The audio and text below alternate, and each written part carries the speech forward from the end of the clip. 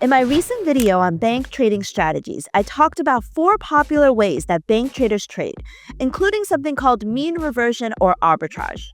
I went over it briefly, and so many of you wanted me to give you a more detailed breakdown of the trading strategy. So that's what we're going to do and cover in this video today. Mean reversion or arbitrage are fancy words used by bank and hedge fund traders to basically justify their big degrees and their high-paying jobs, where in reality, it involves identifying things that are basically just out of whack, out of the norm, and they're trading or betting on it returning back to normal, going back to the mean, or returning to the average. That's what mean reversion refers to.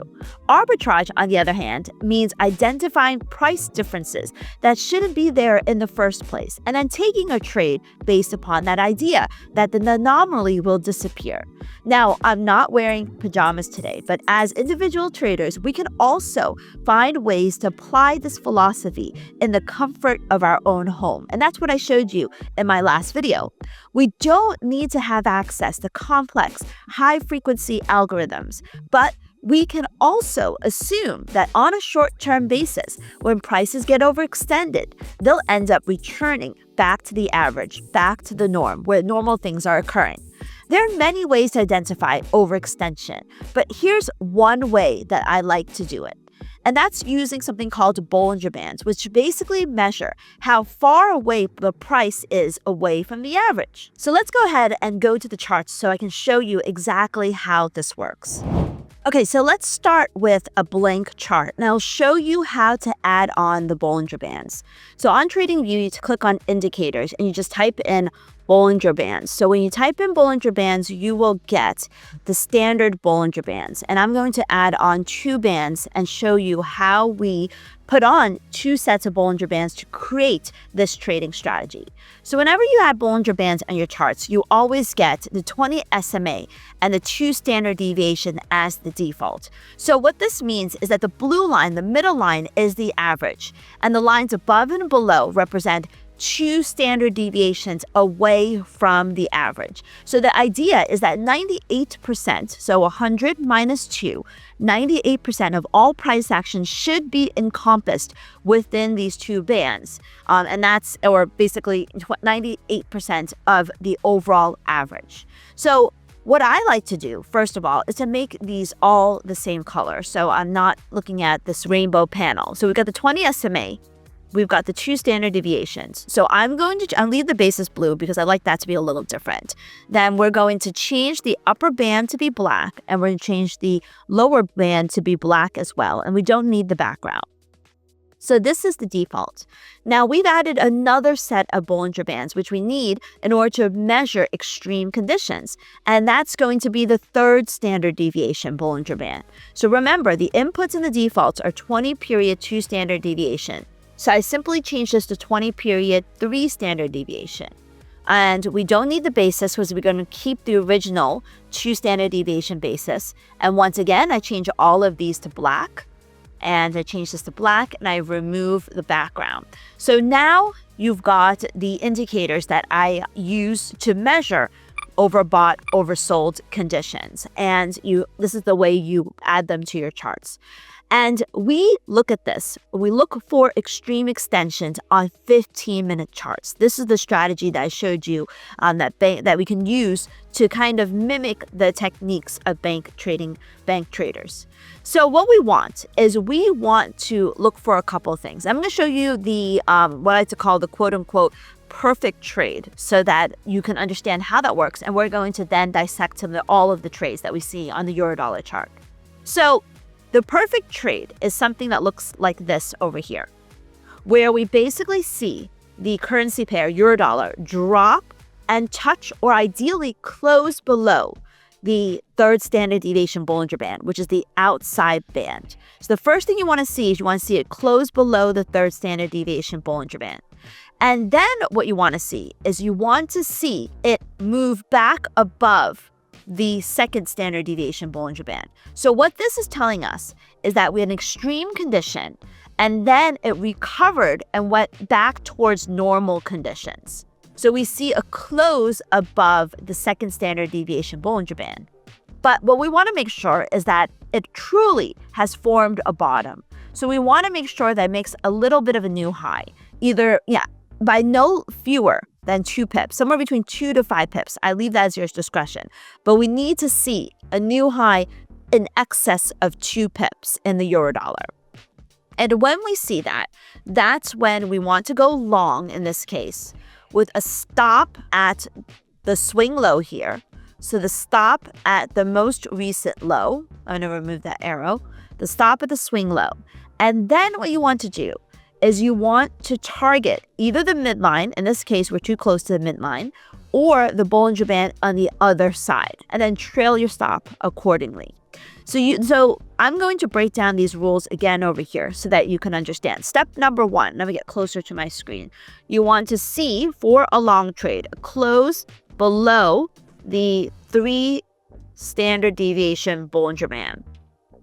Then you want to see a close back above the 2 standard deviation Bollinger Band. So this was step 1 here. Then step 2 is this next arrow right over here. And then step 3 is we just don't buy blindly. We want to look for a new high, a high that's above this candle here. I like to call it a new high greater than 2 pips. Then you want a swing low stop, just to basically from the extreme candle. So this is the swing low. And then you want to target the BB band on the other side, BB band midline, or the second S standard deviation Bollinger Band on the other side. And you can even continue to trail your stop, and then ideally capturing more than 20 pips, and you can trail your stop based upon that. So these are the trading rules. And I'm going to leave it up here for a second, and you can always go back in the video, and I'll put it in the description so that you can refer back to this. So this is our perfect setup. Now I'm going to review the short trade. I'm going to remove all this stuff. The short trade, let's see if we see any short trades here. Now you can see it doesn't happen very, very often, but like this one looks like it happens, but it's not more than 2 pips. And euro dollar's been in more of a trend. This is, it's not, this one already touched the middle line. We had a lot more long trades than short trades, but we'll review them all. Let me just find a perfect short trade to show you so that we can understand the rules. Here, we get a close at or above the 3rd standard deviation Bollinger Band. Then you wait for it to close below the 2nd standard deviation Bollinger Band, and you make sure it drops below it by the low by more than 2 pips. So this is 1.05. So the low must be 1.0498, which you pretty much get over here. So 1.0498. So you get your stop, you enter the trade here. Your stop is going to be at the swing high over here. And then you can see that it goes to the Bollinger Band on the other side and then continues more. You can trail your stop accordingly. So this is how a short trade would work. And I'll put that in the description below as well. So now let's go back and look at the examples so we can work through how the trading strategy worked and which ones are valid trades, which ones are not.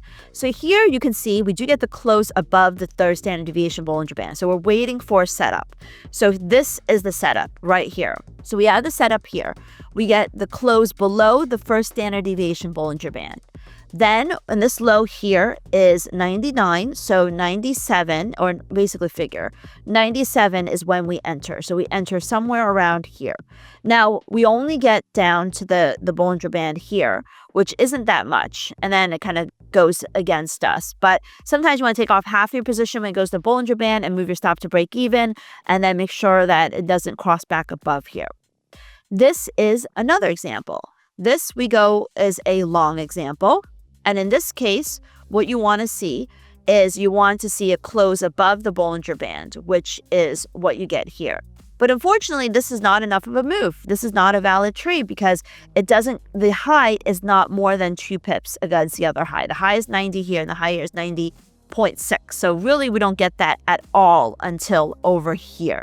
So it could be a valid trade here, targeting this move as well, and that would have probably been a good trade. Or you could have just passed on it because too much time has passed. Let's look for another example. This one is where the new high, new low saves you from a bad trade. So we get the classic close below the standard deviation Bollinger Band. This is the candle that closes above the indicator line. but it never sees a new high, and instead it drops back below it. So we're not getting any trade here at all. And so this is not a valid trade. And that's why the new high, new low is so important. Here, we don't have a setup. This is the setup that we looked at the long side. Remember, we closed below the third standard, or at the third standard deviation Bollinger Band. We go long here after we get a break, a new high broken. And it does retrace a little bit, but this becomes a really nice, beautiful trade.